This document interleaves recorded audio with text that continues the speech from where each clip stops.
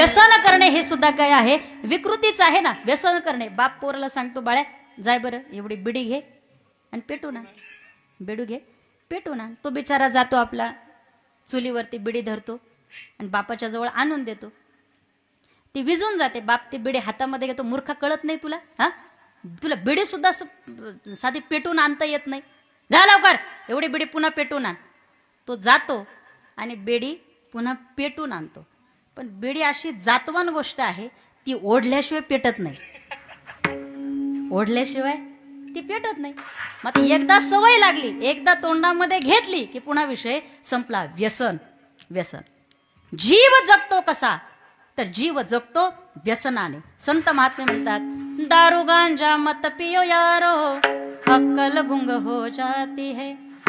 अपने पदर का दाम खर्च कर, मुंह में मक्खी पड़ती है.